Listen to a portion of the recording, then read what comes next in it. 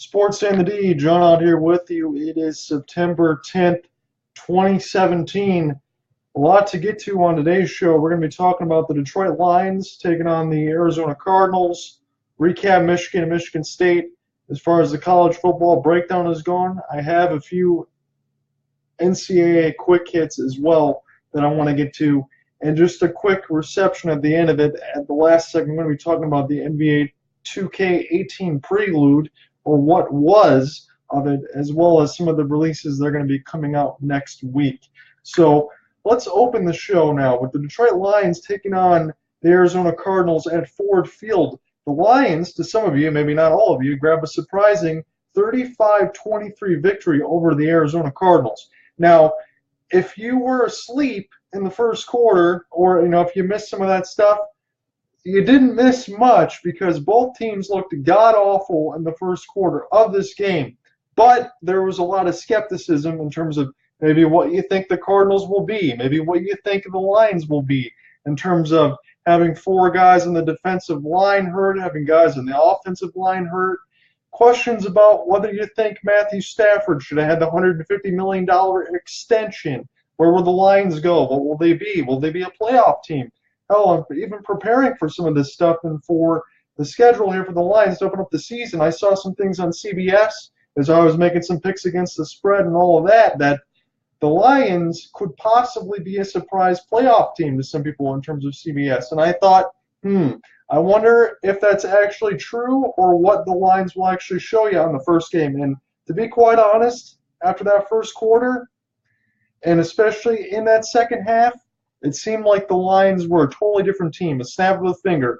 Matthew Stafford on fire. 4 touchdown passes. Looking really good. And at the end of it, I know that there's always skepticism as far as SOL goes. But a 35-23 victory, a dominant performance, I thought at times, from the defense when the Lions really needed it, when they couldn't march the ball down the field early in the first half. Lions looked good. So let's talk about it. Said after the Lions were down 10-0 at the end of the first quarter, like I said, they were shaky, couldn't really move the ball and all of that. You questioned whether or not, if you were some of these fans that are always used to it, whether or not Stafford should be getting that extension. But the defensive line, like we mentioned, with 4 starters out, still kept the Lions in the game. They still had key interceptions. They still had key stops at times. And hell, even the Arizona Cardinals couldn't get out of their own way at times. But with the times that the Lions actually got those stops and the defense gave them good field position, Matthew Stafford took care of the rest. And it led to the fourth quarter comeback. So I want to talk about what I saw from Matthew Stafford, especially early on in his career and now. A lot of that stuff early on, coming in from 0-16, we all know about that. The 0-16, 1-15, 2-14. People question whether or not Matthew Stafford could be a leader. People question whether or not at the beginning, his first 3-4 seasons, that if he had durability, all the injuries and things like that. They question whether or not he has the arm accuracy, because he already had the arm strength. Everybody already knew about that. But in the end of it, what I saw, especially today, and what I saw within the last couple of years, was not only Matthew Stafford, obviously, the conditioning and everything else is great, slimming down, being able to make some runs in the pocket, but he's got presence. And a lot of that time, especially, there was a spot in the second half when it was a 3rd and 12 and the Lions really needed to convert. Dude came out and rushed for 15 yards and got the first down. He's got poise. He's got presence. He can throw on the run. He looked comfortable.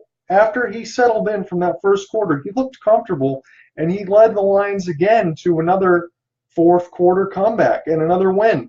And Jared Davis, the 21st pick in the first round for the Detroit Lions, talking about having linebacking help. That rookie had 10 tackles in the game. He looked pretty good. So the Lions defense was exactly what it needed to be. And what has gone on prior, we all talked about that too. From everything that the Lions have had to deal with, I can still understand, including myself, because I didn't pick the Lions to win this game. And even though Arizona was a 1.5-point favorite, I know they didn't have the greatest year last year. They only had 6 wins. But you still think about it. You look on the other side, whether or not you think Carson Palmer should retire, it's still Carson Palmer. And maybe after this game, you think he should be, but David Johnson is one of the best dual threat running backs, receiving backs, the all-around guy in there, and they pretty much shut him down. And David Johnson also left the game for the Cardinals with an injury. So that was pretty surprising to see some of that stuff. And like I mentioned, with all the injuries and everything else that were going on with the Lions in that game on both offensive and defensive fronts, they still did a damn good job. They kept the Lions in the game when they needed to get to it, and Stafford took care of the rest. In fact, Stafford finished 29 for 41 for 292 yards and 4 touchdowns. That early interception in the first quarter, he shook that off. Now, my question is what a lot of us probably still think about: where is the Lions' running game going to come from, and who is going to be able to take advantage of that? I don't think that's going to change much as far as the rest of the season goes. Amir Abdullah had 15 rushes for 30 yards. Dwayne Washington had 6 carries for 22 yards. Didn't really get Theo Riddick involved on that side of the ball. And I'm not exactly sure how that's going to go. I think it's still going to be running back by committee as far as the Lions go. But for what's there, at least the Lions, and to their credit, and what you should do always, you should just be able to stay poised to continue that. Even if it doesn't always work, at least have it where you're not constantly passing all the time. Stafford's got all the records as far as the yards, the touchdowns, and all of that. He's going to have a lot of that, and by the end of it, he's going to end up in the Hall of Fame because of those gaudy numbers. That's going to happen. What you need to do from time to time is be able to run the football. I'm not necessarily saying that it's going to be a consistent point of emphasis for the Lions, but it is important, and it was nice to see they continue to try to do that in different ways, even trying to get Golden Tate involved in end rounds. So Golden Tate had 10 receptions for 107 yards. I can tell in this game he looked a little beat up, but to be honest, Golden Tate, I thought he looked pretty damn good in this game. He gave the Lions exactly what they needed to do. And Kenny Golladay, the 3rd-round pick for the Detroit Lions, talking about trying to be an impact receiver. There's a lot of the stuff that I already heard on the ticket as far as listening to that and prepping for the show, but 4 receptions, 69 yards, and 2 touchdowns, and one of them was a highlight catch from Golladay, which looked pretty good for Matthew Stafford. Looked pretty good for Golladay in the first week for his debut against the Arizona Cardinals. Can't complain about that. Marvin Jones, 2 receptions, 37 yards, and a touchdown. Theo Riddick, 6 receptions for 27 yards and a score. And Sam Martin being out, not being able to complete the punting duties, put Matt Prater on double duty as far as punting and kicking. And Matt Prater, to me, still probably is the best field goal kicker in the league, because that 58-yarder, after there was like about 40 seconds in that second half, where Stafford at least got them down the field enough with the 3 timeouts for Prater to go out there and hit that incredible bomb to give the Lions 3 points. That's always nice to have that in the back pocket. On defense, like we mentioned, the Lions were pretty good with a couple of those interceptions for scores, too. Gerard Davis, a 22-year-old rookie linebacker, 9 tackles. Glover Quinn had 4 tackles with an interception and a forced fumble. Tavon Wilson and Miles Killebrew also recorded an interception. And for the Cardinals, not to mention having David Johnson go out with a wrist injury, Carson Palmer ended up on the day 27 for 48 passing for 269 yards, a touchdown, and 3 interceptions. Now, I'm not certain whether or not it was just the Lions' defense that made him so uncomfortable, or the fact that he just didn't look all that great. And I think it's maybe a combination of both. I'm going to say that to be kind, but some of those passes just didn't look right from Carson Palmer, and he didn't look comfortable all day. As we mentioned, David Johnson left the game with the wrist injury, had 11 rushes for 23 yards. He also had 6 receptions for 68 yards. Look, I think he's one of the best all-purpose backs that we have in the NFL, and for the Lions to be able to shut him down, granted, like you said, he went out with an injury, it was a big deal. So David Johnson also had 2 fumbles, 1 lost. Larry Fitzgerald still in the league, still doing well. 6 receptions, 74 yards, and J.J. Nelson had 5 receptions for the Cardinals for 43 yards and a touchdown. So, as we mentioned, not the greatest first quarter of football in the world. Second half, the Lions were able to just completely take over the game, and the defense immediately just gave them the victory and everything else that they needed. And what I want to mention too, what I liked throughout the game, and what I thought maybe could be a difference, I know it's just one game, but a difference from what I saw from this game from last year was the defense at times could not get key takeaways, get key turnovers to be able to put the Lions in good field position. And what I saw was not just those couple interceptions, but also that fumble strip that led to the Lions right on the doorstep, right in the red zone, where Matt Stafford could just punch it in. They were able to take advantage of the Cardinals. And I saw a stat on Fox as I was watching the game, the national broadcast, that they were mentioning that in the Eastern Standard Time Zone that the Arizona Cardinals are 0-4. Come on now. We can talk about stats all day, but at the end of the day, the Lions were able to come out in front and actually play a decent game. I thought Matthew Stafford did a really good job in that. I thought the defense did a really good job in that. And for the one game, I can understand again why there's a lot of skepticism and a lot of SOL. But for this game, the Lions look pretty damn good against the Cardinals.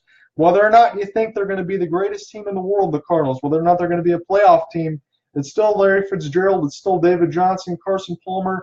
Deion Buchanan did not play middle linebacker for the Cardinals in the game, but still, good game for the Lions.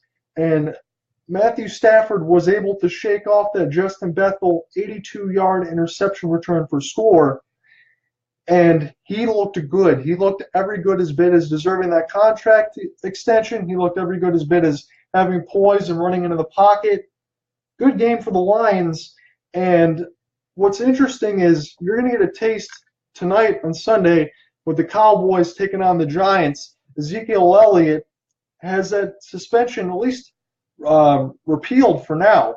So he's going to be playing in a Week 1 matchup, and you'll get to see what the Giants do against the Cowboys. And how that pertains to the Lions is next week. You're going to be having the matinee game when the Lions play at night at 8 o'clock against the Giants. And you'll get to see exactly what the Giants are all about again, because last year when the Lions ended up playing them, they were shut down on offense because the Giants' defense is that good. So we'll get to see more of that in terms of how the Lions can prepare for that. But I'm telling you right now, if Stafford ends up playing the same way and the Lions can get half as good of production as they got from defense as far as takeaways and turnovers like that, then they're going to be in a good spot, I feel.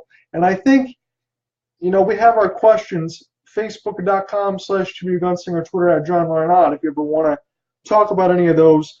That you have Bob Quinn coming over from the New England Patriots, and you have some of those picks in there. I know they just traded Lincoln Tomlinson a few days ago, that first-round pick. He didn't really pan out.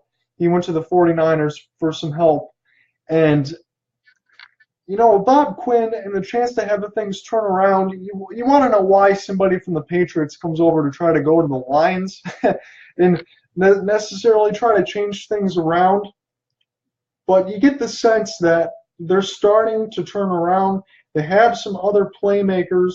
Granted, they're not all household names yet, but Galladay looked pretty good, granted, for just that one game. But you really get the sense of that contract extension, in my opinion, because I know I've been one of those guys that had bagged on Stafford in the past, and for good reason. But within these last couple of years, within this development of being able to get himself in all of the right mindset, not to mention the right shape, just having kids and all that stuff, saying that he wanted to stay here and that Bob Quinn and everyone else felt comfortable in getting him locked in that extension now, I think is ultimately going to be a good thing for the Lions. And at the end of the day, when you look at it as far as quarterbacks and the money that they get paid, I know Derek Carr just got a nice payment. That $150 million extension, as Matthew Stafford is 29, I don't think is going to look too bad. I think it's going to be essentially that we already know that Matt Stafford is the best player on the Lions, but he is going to be your franchise leader. From what I saw today, granted I know it's just one game, but from going forward, that seemed to be a good decision for the Lions to make early, and they look pretty good in this game. What did you guys think about the Lions game against the Cardinals today as the NFL kicks off with a bang? The Lions grab a 35-23 victory over the Arizona Cardinals. When we come back in from the break, we're going to get into a little college football, talk some Michigan, talk some Michigan State, and talk some college football quick hits, because if you didn't see the primetime game last night on ABC against Ohio State and Oklahoma. You're going to want to listen to what I have to say about that and get some of my thoughts, as it was exceptional to see what happened at the end of the game. We'll be right back. I'm going to get a drink of water and take a couple of minute break. Be right back.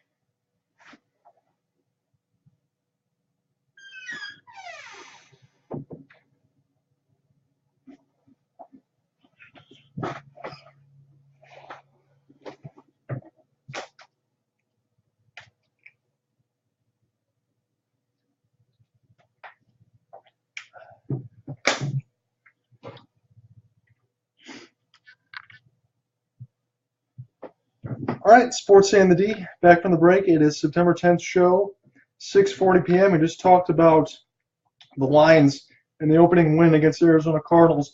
I want to talk about a little bit more as far as the college football perspective and what I saw for the Wolverines and the Michigan State Spartans.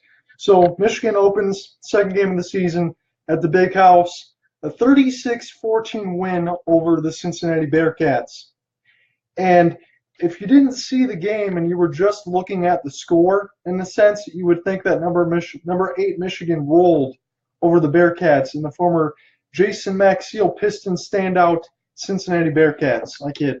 But I'm not feeling too well after this win, in all honesty, because after I look through everything else that happened in watching this game, as we mentioned in the first week one part of it, I'm not too sure what Michigan will do with Wilton Speight and if he's going to remain the starter for the Wolverines. And granted, I get it. There's not probably too much breathing room in terms of John O'Corn, but still, there was a couple nice throws for Wilton Speight in the game. I can't lie, a couple of the long touchdown receptions that we'll talk about, but it could have easily been coupled with a few balls that should have been picked on the side of the Bearcats defense. So I'm still wondering what Michigan will do. And a couple of those picks, it's not necessarily to be said that Wilton Speight was under pressure all day against the Bearcat front, because quite frankly, guys by about 5 or 6 inches, about 40, 50 pounds between the Bearcats and the Wolverines. And the special teams gaffes that I saw in the game were just a little too ridiculous. And Donovan Peoples-Jones, you mentioned he's one of the big recruits that Michigan was able to get out of the state of Michigan. And I'm kind of thinking after the first 2 games that he might not be the best kick returner for Michigan to be able to use, because they had to put Grant Perry in there to try to signal for a fair catch a few times. And Michigan, even on the special teams gaffes, they gave Cincinnati points because after kicking a punt that didn't necessarily go that far, one of the Michigan players still touched it, which turned into a live ball, gave the ball back to Cincinnati, which gave them points. That was one of the most awful things that I had seen in a long time as far as a gap. And don't forget, even though it was a 36-14 win, and in the second half, it kind of seemed like if you didn't watch the game that it might have been going away, but to start the second half, it was 17-14 Michigan, and there were still boos emanating in the Big House as far as the lackluster performance that was from the Michigan Wolverines. And it's Cincinnati, guys. It's not. This is supposed to be a dress rehearsal. This isn't supposed to be anything crazy.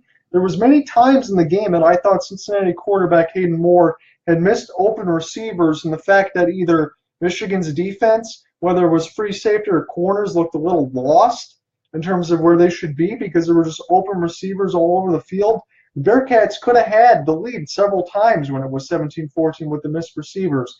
And there was a lot of gaps on both sides, not just talking about Michigan. In the sense of you saw the game with Cincinnati, there was several times where Cincinnati wasn't sure whether or not they should be calling timeout, whether or not they should be signaling for the field goal unit, whether or not they should be running an offensive play, how to run an offensive play, how to pass, how to run. They did not look comfortable all night, having to waste timeouts several times with the play clock winding down.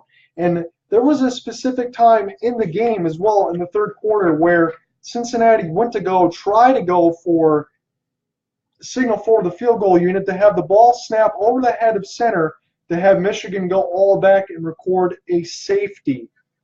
Did not look too good, even though the score line says a little different. Both teams not very comfortable, but it makes me question whether or not Michigan should be at rank 8. Facebook.com/TBUGunslinger, Twitter @JohnRyanOtt. Let me know what you think in the Michigan win over the Cincinnati Bearcats, because I thought that was a little bit head-scratching at times. I thought it was a team, especially going into the second week, that, granted, there were times in the first week against Florida that I thought the offense looked a little better. And now I'm kind of thinking I'm left either at the same spot of whether or not Michigan should be using a two-system quarterback between Spate and John O'Korn, and I still don't have those questions answered against Cincinnati. Now, while the Spate stats are going to look a little different as far as 17 for 19, 221 yards, and 2 touchdowns through the air. That's going to look good as far as stats and glamour-wise, but it doesn't speak to the fact that Wilson Spate had 2 fumbles, one which was picked off by the other team. He wasn't sharp with the ball. Some of the routes, either the receivers were running or his passes were just underthrown, missing receivers. What I did like from the Michigan offense was the complete, not refusal to just continue the run game and the passing game and have them be both consistent at the same time. Because last week you had over 200 yards rushing and over 200 yards passing for the Wolverines. And the rushing attack was still pretty good because, once again, Ty Isaac had carried the heavy load for the Wolverines, 20 carries, 133 yards. Donovan Peoples-Jones did get on the offensive board this week, as he did have an end-around run for 44 yards. Last week he was just making his debut, kicking or just returning field goals, interceptions, or just returning kick returns, returning kick returns, which he didn't look that good. And in the second week, he had a couple chances out, and then Jim Harbaugh immediately put a signal for Grant Perry to signal for the fair catch. So I'm not exactly sure whether or not Donovan Peoples-Jones will be continuing on special teams, but hopefully with his end-around speed, because he's got some speed, he's got some elusiveness for a freshman, that he could be pretty good on offense. So what I would like to see from the Wolverines is to continue to integrate DPJ in the offense and see how that goes. Keola Crawford for the Wolverines had 4 receptions for 83 yards and a touchdown. Grant Perry, much improved from last week. The offensive numbers are the same, but he was able to remain silent and refrain for any unsportsmanlike penalties and anything like that. As we mentioned before last week about the legal prosperities and everything else against him, don't need to reiterate all of that again, but Jim Harbaugh had Grant Perry on his best behavior, didn't have any unsportsmanlike stuff this week. He had 4 receptions for 66 yards and a touchdown. So it'll be nice to see Grant Perry to continue to improve on that front. So Walton Spate to Keola Crawford, that was a 43-yard touchdown, and Grant Perry from Spate, that was a 33-yard touchdown. So in that perspective, those were some of the good throws that Walton Spate had, but there were still plenty of misses in that 17 of 29 and a couple of fumbles and just things that didn't really look tight. It was the Michigan defense, for the most part, that had kept the Cincinnati Bearcats from even taking the lead, which shouldn't even have been it should have been inconceivable at that point. So, like you said, Spate had 2 fumbles, including 1 for loss. On the defensive side, I still thought that Michigan looked pretty good. The continuation from the first week against Florida. Tyreek Hill, 9 tackles, a sack, a tackle for loss, a 28-yard touchdown interception. And Devin Bush, again, the middle linebacker, 7 tackles, a sack, a tackle for loss. Khalil Hudson, 6 tackles, 2 sacks, 2 for loss. And Lavert Hill, a 24-yard touchdown interception. There was times in the game that Cincinnati, I think especially through the third quarter, had only given up 10 points on defense. The rest of that was just special teams returns for touchdowns, just pickoffs like that. But actual offensive effort for Michigan remained to be seen. It was the defense that ended up bringing them into the game and ultimately leading them into this win. For Cincinnati, Hayden Moore, quarterback, 15 for 40, not particularly sharp. He had some open guys throughout the field that would have gave Cincinnati a better chance to even just take the lead or maybe just get a chance to have a scare at the end of the fourth quarter. 15 for 40, 132 yards with a touchdown and 2 picks. Mike Boone, 12 carries for 44 yards and a touchdown. Khalil Lewis, 4 receptions, 29 yards and a touchdown. And Jalen Miner, the leader for the Cincinnati Bearcat defense, 11 tackles, including 1 for loss. So at the end of this game for Michigan, like I said, I'm questioning whether or not I think Michigan should have that number 8 ranking. Not particularly sharp. It's like I mentioned, if you look at the score line, things would be a little bit different. But Michigan needs to figure out and continue, as they still have dress rehearsal for the next 3 weeks. They're going to be playing Air Force at noon on Saturday. That they're going to continue to figure out whether or not, as Jim Harbaugh even mentioned before the game, he was going to put all the pressure off of Speight, have him be the unquestioned starter for the second game of the season. But Michigan's going to have to continue to figure out what exactly they have in Speight and where they want to go. Because in my opinion, Michigan is going to be a good team. They're going to be ranked pretty highly throughout the season, especially until they get into those big boy matchups against Penn State, Wisconsin, and Ohio State, with Wisconsin and Ohio State being their final 2 games of the regular season. That Michigan's going to have to figure out what they have at this time, probably within the next 3 or 4 weeks, I'm hoping, to see whether or not where they can go ultimately. Are they going to be able to compete in the college football playoff, or are they just going to be one of those teams on the outside? Or at the end of this game, I have some thoughts that maybe Michigan is a lot farther off than their ranking suggests. But what do you think? Facebook.com/TBU Gunslinger, Twitter @JohnRyanott. Because at the end of these 2 games, no question for me, the bright spot for Michigan has been the defense. I think the defense, maybe not as talented as Penn State or Ohio State or Wisconsin or some of those things in the Big Ten. They're led by Rashawn Gary and Devin Bush. They look pretty good, and for what they have, Michigan plays really hard on defense. They were able to get key turnovers, key points for Michigan to be able to score. They've looked pretty consistent, pretty good for these first 2 weeks, and I think that that's going to continue. I think that's Michigan's best spot right now is their defense, but what I'm hoping is if they really want to get to where they want to get to, that they'll figure out within these next 3 or 4 weeks what exactly they have in these 2 quarterbacks, figure out on a clear starter, and hopefully either Speight or Korn takes the reins, because they're going to have to do that, in my opinion, in order for them to get to exactly where they want to go. And I would think that would be competing in a college football playoff.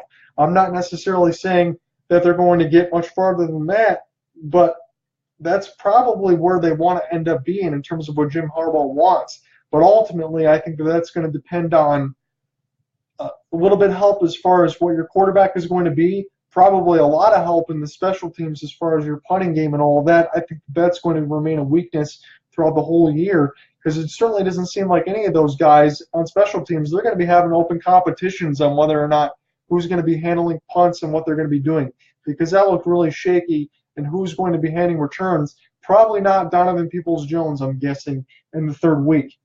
Now, here's putting the shoe on the other foot. Let's talk about Michigan State against the Western Michigan Broncos. Now, I know that P.J. Fleck, like we mentioned, taking that job in Minnesota this year, he's not there for Western Michigan. What Western Michigan did last year in the undefeated season was absolutely spectacular. Now, my concern is not with Michigan State in the 28-14 victory over the Western Michigan Broncos in East Lansing. My concern was, did the Broncos really lose that much? Yeah, I know Corey Davis, he's out in the NFL right now, but is the quarterback play that different? Is the defense that different? Or is it just not having P.J. Fleck on that head coach being able to calm everything down there for Western? Does that make all the difference? Because it certainly seems like row the boat, P.J. Fleck was the heart and soul of that team. And for them to have a 28-14 loss is a little surprising to me, considering through 3 quarters against USC, number 5 USC is it now, that Western Michigan had the lead. So I am surprised that the Broncos went down that easily. And if it wasn't for Brian Lewerke, dual threat quarterback for Michigan State, recording a 61-yard touchdown run, going 13 for 21 with 161 yards with a touchdown.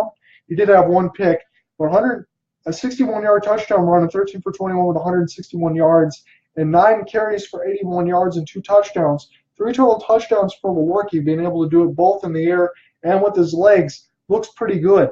And L.J. Scott had a bounce-back game against Bowling Green from the Western Michigan game. He had 18 carries, 86 yards, and a touchdown.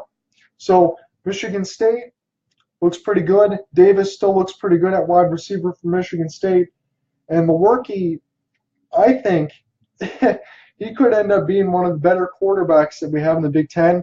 And I would think of the shoes on the other foot right now for Michigan State and Michigan.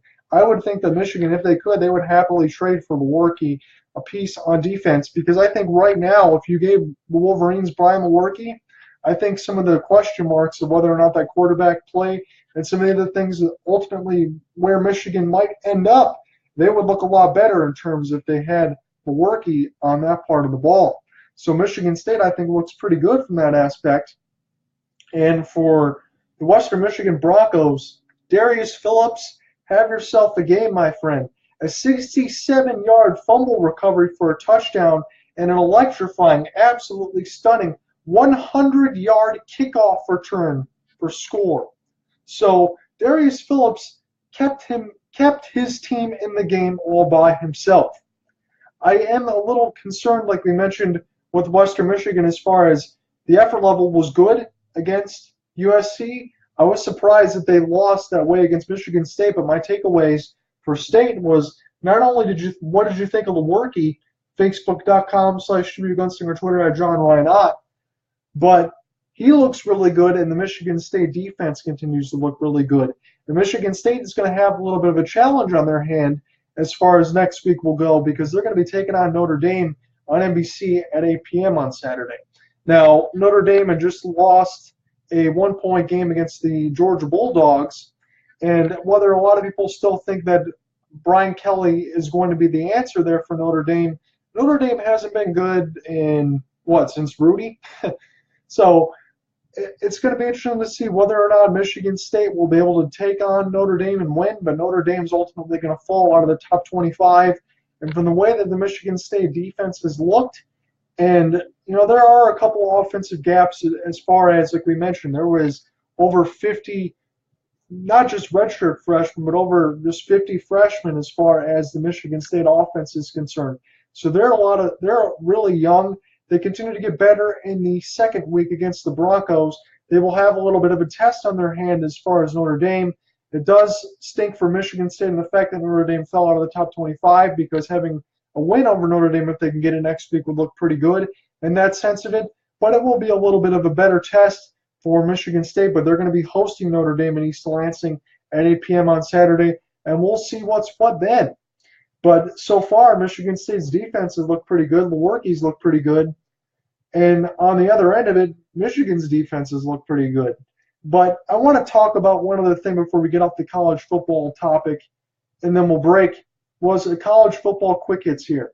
Because if you didn't see it, the primetime matchup, Ohio State and Oklahoma Sooners, Baker Mayfield, Heisman candidate, everybody knows about that. He is darn good. But what happened last night, if you didn't know, was probably a continuation of what happened last year when Ohio State took out Oklahoma, and Ohio State proceeded to sing and dance on the field at Oklahoma in a bowl game. But now, here's the difference. In the Horseshoe, 105,000. They said it was the second largest crowd in Ohio for the Buckeyes game. And quite frankly, that makes me laugh because as far as Michigan goes, they had about 115,000 against the Bearcats in Cincinnati. So take that for what it's worth. But a primetime matchup at number 2 Ohio State and number 5 Oklahoma. There was a lot of questions as far as week 1 in terms of some comparisons. Now, granted, I'm not going to say that Michigan is as good as Ohio State, but Ohio State is ranked number 2, and in my opinion, they had some of those same concerns of whether or not T.J. Barrett could be that same quarterback comparison as far as Walton Spate, because to me, they both look shaky. And T.J. Barrett in that offense from time to time, they don't seem confident to be able to throw the ball down the field. And they need some defensive help from time to time being able to get the points on the board.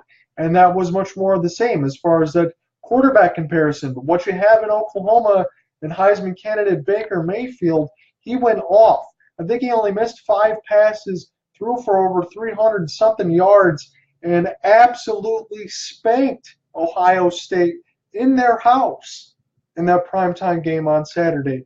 And what Baker Mayfield did after the game was something of revenge, or maybe something of the fact that a lot of us don't like Urban Meyer coming from Florida and Tim Tebow and some of the other stuff. But what he proceeded to do was take that Oklahoma Sooner flag, run with his teammates, sing, plant it right in the middle of the field, make a statement, and jump all over it in the middle of the field, in the middle of that O, in the middle of the Buckeye O, and just absolutely decimate Ohio State.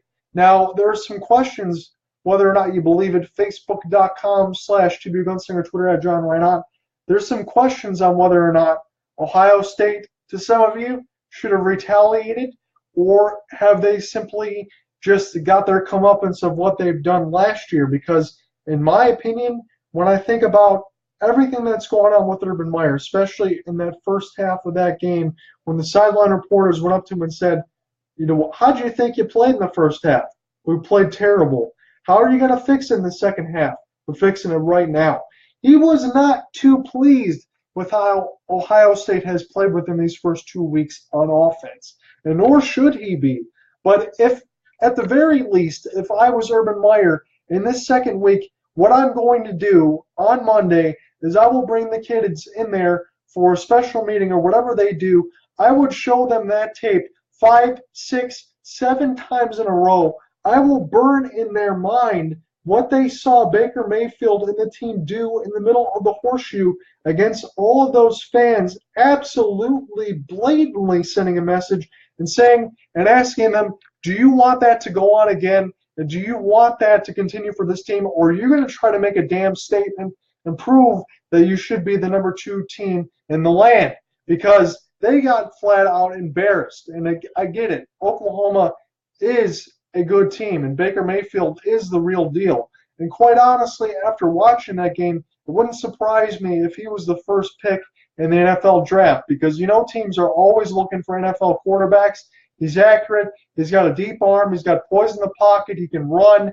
And he took down a defense that in Ohio State, to be honest, within the first 2 games against Indiana and Oklahoma, though I will grant them a little slack against Oklahoma, they did not look too good. They've given up over 800 yards in the air, Ohio State. But still, what happened on that Saturday night to be able to just blatantly get a statement sent to them on their home field and get embarrassed by Oklahoma, and those players on the field being able to sing and dance after getting the comeuppance from Ohio State last year, didn't look too good for Ohio State and probably won't sit well with Urban Meyer. And at the same time, I would think if one of those guys went out there for the Buckeyes and tried to make a retaliation, I don't think Urban Meyer would be too happy about that. But granted, didn't look too good for Ohio State, and I would wonder, because it still could happen, Ohio State's not going to drop out of the top 10. And Oklahoma will probably move to at least 3 behind maybe Alabama and Clemson. Even though Clemson is the defending national championship, probably still going to be at rank number 2 while Alabama won't move. I don't think Ohio State's going to drop out of the top 10, but it's going to be a possibility if things continue where they do and Ohio State holds water because they're still going to have to play against Penn State, who they lost to last year. They're going to have to play against Wisconsin and Michigan. We'll see how that ends up working out. But it's a possibility that Oklahoma and Ohio State are going to be playing each other again. And what the best part about that is, what's going to be the answer, especially coming from Ohio State after that absolutely embarrassing performance where Oklahoma pretty much handed them their own ass. When we come back in from the break, we're going to talk about the last segment of the day and some of the big releases that will be coming up as far as sports related in NBA 2K18 and NHL 18. I'll tell you what to look out for, and I'll tell you what some of the new features might be interested in as far as the Prelude and the experience that I got from 2K18. I'll let you know my first thoughts. Thanks for checking out Sports NAD. This is the September 10th show of 2017. We'll be right back, and we'll get into the video game releases. Appreciate it.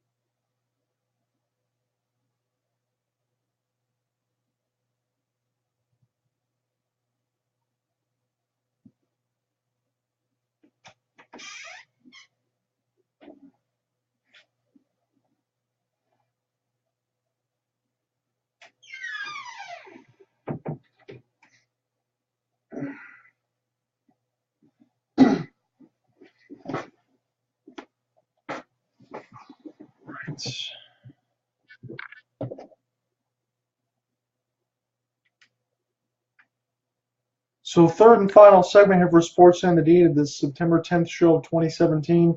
Glad you guys are sticking around. I want to talk a little bit about the NBA 2K18 Prelude experience and 2K18 and NHL 18 to release pretty soon here. So as far as the Prelude experience that I have, where do I start? Because for 2K and the Prelude, I get it. Granted, it's just your first experience as far as maybe what the gameplay is going to be like, how you're going to be creating your character, have that stuff move over into NBA 2K18, and just get an overall general set. What your character was going to be, how the gameplay is going to decide, and ultimately whether or not you will just enjoy the character build you have and try to figure out some of that stuff and try to contemplate what you think is going to be the best. Because as far as the gameplay goes, not too much to speak of as far as the Prelude. Now, granted, when we started the show last week, mentioned that the Prelude was going to release on Tuesday. It didn't ultimately release until Friday, and it was delayed from the initial onset of what it was supposed to be, or especially from what I heard from Chris Move and Troy Dan. But that delay or whatever else on that Friday didn't turn out to be in the best Prelude experience for the fans. Because when you think about it, last year you played a few college games, and then you end up going to the pros. You would play a game with Coach Krzyzewski, play on the Olympic squad with USA against Australia, I think it was, and you were able to play full 5-minute quarters with rules and actual NBA games and get a college prep experience. Now, for this, in the Prelude, all you're doing is traversing the neighborhood, and what essentially that is, like we talked about last week, was the GTA 5 style roaming. You can get on your bike, you can go to the other courts that way, you can use cars, You can go into Foot Locker, get new shoes, get tattoos. You can build your signature jump shots.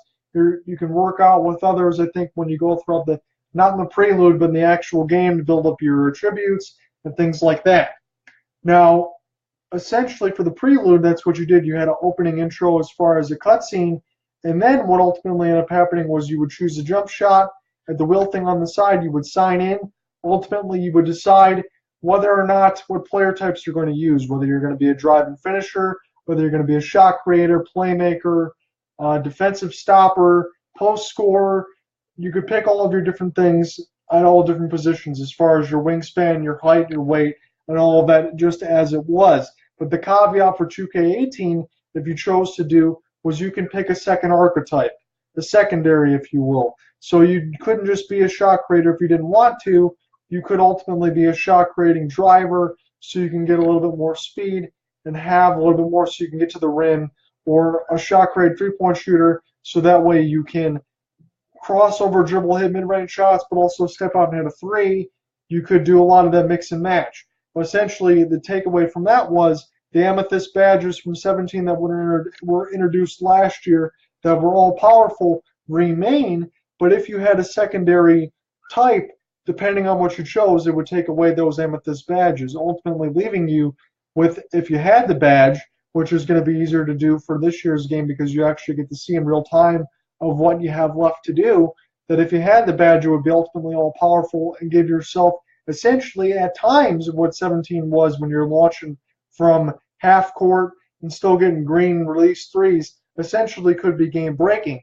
So for 2K18, if you choose a secondary archetype, that it would take away some of those Amethyst badges. So that's going to be something that you can think of in terms of give and take, but also at the same time, if you pick a secondary, it can leave you more balanced and can also give you what you need to cover up from the weaknesses that you had in 17. Because quite honestly, a lot of guys, when they picked some of the stuff in the post, still couldn't really score in the post, or if they picked some of their shot, still couldn't really shoot all that well. And it ultimately depends on if you could shoot well, you can't play defense, or if you can't score in the post, hopefully you're hitting some outside shots. Maybe the secondary will help break up the monotony and give more balanced all-around players, but that's going to remain to be seen when the game launches. But as far as the prelude and the experience and everything else in that, it's going to be a little bit interesting. There's not a lot of spoilers for me to go ahead and give, but I'll go ahead and tell you whatever else it is because there's not much of it there to begin with. So ultimately, you're not going to be missing out. But in the prelude, you have your 3 proving ground games, which you're playing street ball games, 2 3-on-3s and a 5-on-5. Ultimately, do you well in those games, you're going to be discovered by a scout. The scout is going to be determined on before you even start the game. When you choose a team and you pick your favorite team, that's going to be the scout that you work out for. So you play the 3 proving ground games, then you go ahead and play 2 scout scrimmage pickup games of the team that you chose in your favorite team. You work well on those, and you will be offered a contract spot. And that's about as far as it goes. And quite honestly, guys, at the end of it, I think I probably played for about 25 minutes of actual playing time, maybe 10 minutes in cutscenes, maybe 7 to 10 minutes at most, and then the prelude was already over.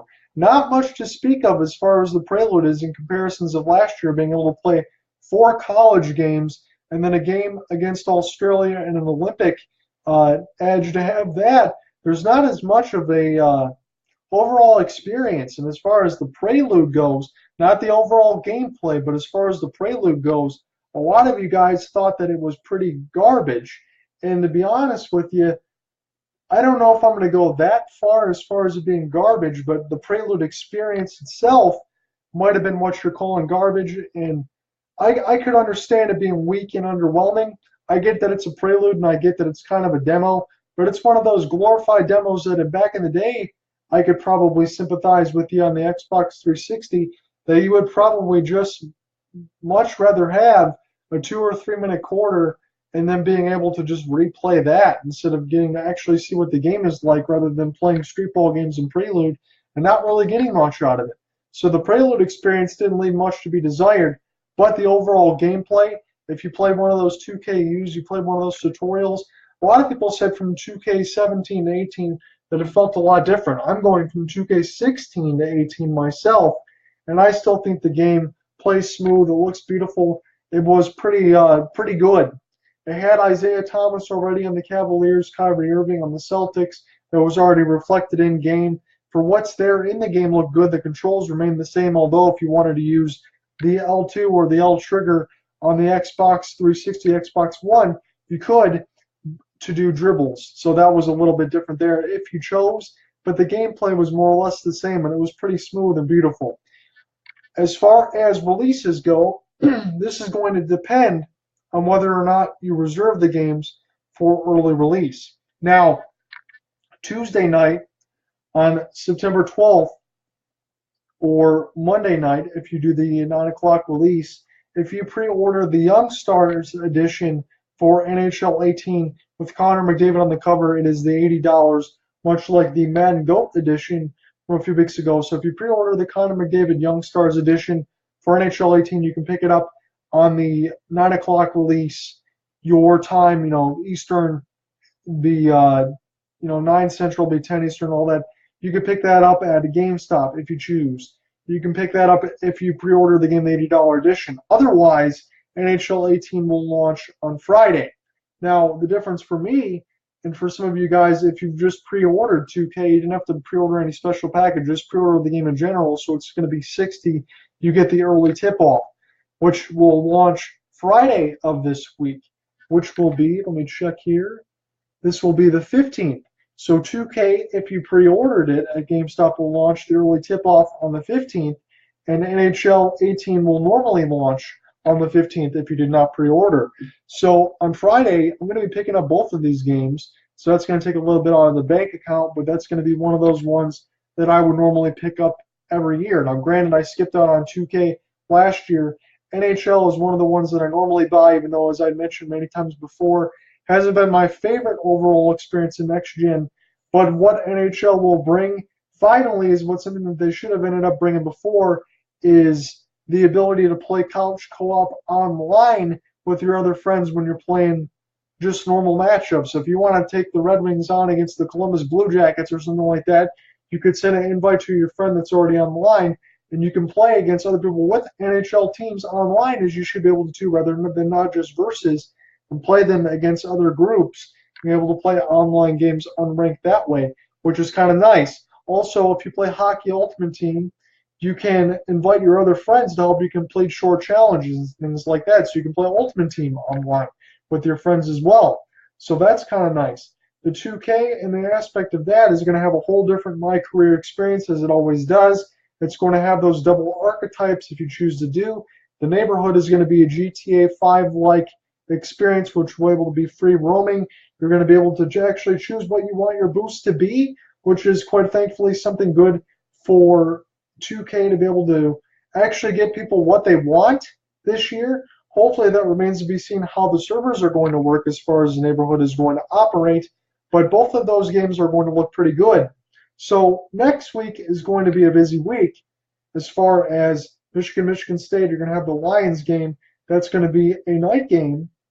So here's what I'm thinking.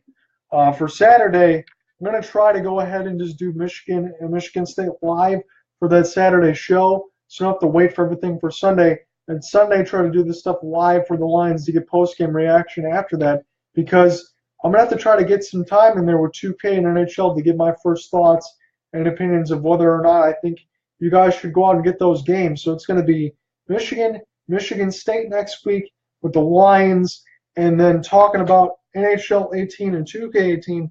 It's going to be pretty busy. So that's going to be where I'm going to leave it here. We talked about the Lions and the Arizona Cardinals, the opener, as the Lions look pretty good, especially stout on defense, and Stafford shaked off a rusty first quarter. Quite frankly, both teams had a rusty first quarter to come out and absolutely dominate. Michigan opened with a 36-14 win over Cincinnati at the Big House in their second game, and they didn't look all that great, even though the scoreline says something different. Michigan State beat Western Michigan 20-14 in East Lansing, as Lewerke continues to look impressive and the defense continues to hold serve. And we talked about the aftermath between, or possible aftermath between, Oklahoma and Ohio State, and NBA 2K and NHL 18 and Prelude experiences on the show. So I want to thank you guys for sticking around. Facebook.com/ToBeGunslinger, Twitter @JohnRyanHot. And we're going to do it all again next week with Michigan, Michigan State. Hopefully do those on Saturday, do a separate reaction Sunday, do the post game for the Lions, and then throughout the week, hopefully to get some time with NHL 18 and 2K18. We'll see as far as streaming goes and try to make a mention of that and see where we go as far as next week, because it's going to be a busy one. It's going to be John out signing off for the September 10th show of 2017. Thank you guys for sticking around. I appreciate it. I'll talk to you guys next week. Have a good one as always. Peace out.